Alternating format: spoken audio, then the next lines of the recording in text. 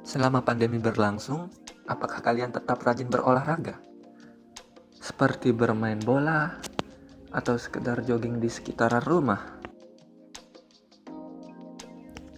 Ketika berolahraga, sebagian besar energi yang kita gunakan berasal dari pembakaran lemak di dalam tubuh. Asam lemak yang khas pada manusia contohnya adalah asam palmitat. Pembakaran langsung asam palmitat pada percobaan menggunakan kalorimeter menghasilkan produk yang sama dengan hasil metabolisme di dalam tubuh dan disertai dengan energi yang sangat besar. Berikut ini adalah contoh persamaannya. Nah, hari ini kita akan belajar tentang termokimia. Termokimia merupakan ilmu yang mempelajari reaksi kimia dan perubahan energi yang terlibat di dalamnya.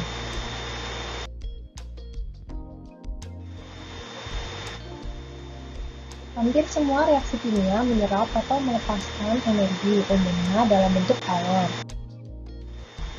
Tapi apa bedanya energi dengan kalor? Energi merupakan suatu kemampuan untuk melakukan kerja. Sedangkan kalor adalah perpindahan energi antara dua benda yang suhunya berbeda. Hukum keenam termodinamika mengatakan energi panas akan berpindah dari benda yang suhunya lebih tinggi ke benda yang suhunya lebih rendah.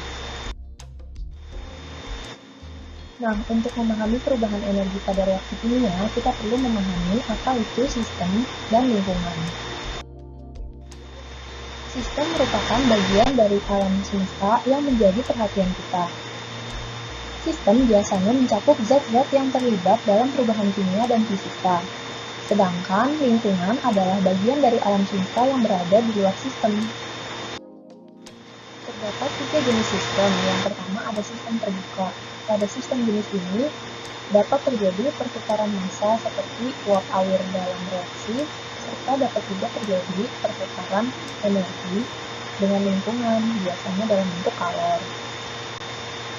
Yang kedua itu ada sistem tertutup. Nah, pada sistem jenis ini hanya bisa terjadi pertukaran kalor dengan lingkungan. Kemudian ada sistem terisolasi, di mana pada sistem jenis ini tidak dapat terjadi pertukaran massa maupun pertukaran kalor dengan lingkungan. Selanjutnya kita akan membahas tentang energi dalam. Setiap zat dalam sistem kimia memiliki energi berupa energi potensial dan energi kinetik. Keseluruhan energi potensial dan energi kinetik dalam suatu sistem kimia disebut dengan energi dalam. Terdapat hukum termodinamika pertama yang didasarkan pada hukum kekekalan energi yang menyatakan energi dapat diubah dari satu bentuk ke bentuk yang lain, tetapi tidak dapat diciptakan maupun dimusnahkan. Pembuktian untuk hukum termodinamika pertama tersebut tidak dapat dilakukan dengan mengukur seluruh energi yang ada di dalam sistem, tetapi kita hanya dapat mengukur perubahan energi dalam, yakni kita mengukur antara keadaan awal dan keadaan akhir dalam suatu prosesnya. Perubahan energi dalam suatu reaksi kimia dapat berupa kalor ataupun kerja. Oleh karena itu, perubahan energi dalam sistem dinyatakan sebagai jumlah kalor ditambah jumlah kerja, atau delta E sama dengan Q plus W.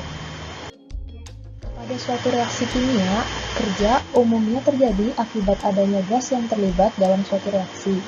Jika reaksi menghasilkan gas, volume akan bertambah, dan pertambahan volume ini akan mendesak keluar melawan tekanan udara luar.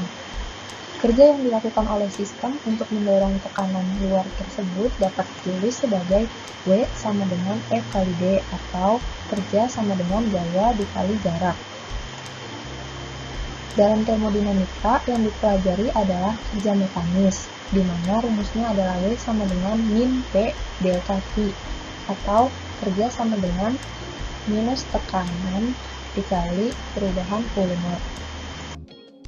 Biasanya pada reaksi kimia kita akan dihadapkan dengan dua situasi di mana volume sistem konstan atau tekanan luar yang konstan.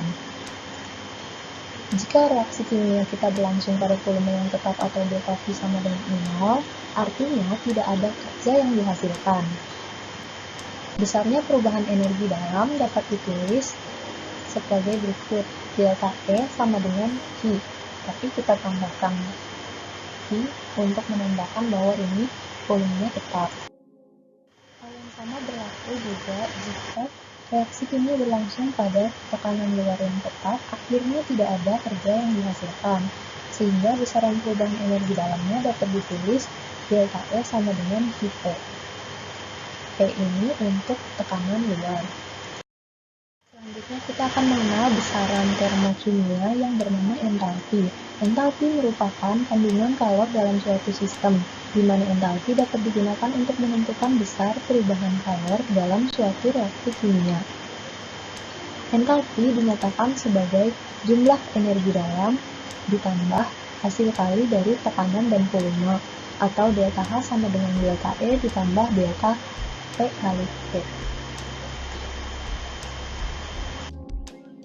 Karena energi dan tekanan serta volume tadi merupakan fungsi keadaan di mana perubahannya hanya bergantung pada keadaan awal dan akhir saja, maka nilai perubahan entalpi juga tergantung pada keadaan awal dan akhir saja, dan tidak bergantung pada bagaimana prosesnya. Atau dapat ditulis perubahan entalpi delta H sama dengan entalpi produk dikurang entalpi reaktan. Karena sebagian besar reaksi adalah proses tekanan konstan, kita dapat menyamakan pertukaran kalor dengan perubahan entalpi. Berdasarkan perubahan kalor atau perubahan entalpi, suatu reaksi kimia dapat dibedakan menjadi reaksi eksoterm dan reaksi endoterm, di mana reaksi eksoterm delta H-nya bernilai negatif, di mana kalor dilepaskan oleh sistem kimia ke lingkungan. Sedangkan pada reaksi endoterm, kalor diserap oleh sistem dari lingkungan, sehingga delta H bernilai positif. Selanjutnya, kita akan berdiskusi tentang materi termokimia ini. Sampai jumpa di kelas.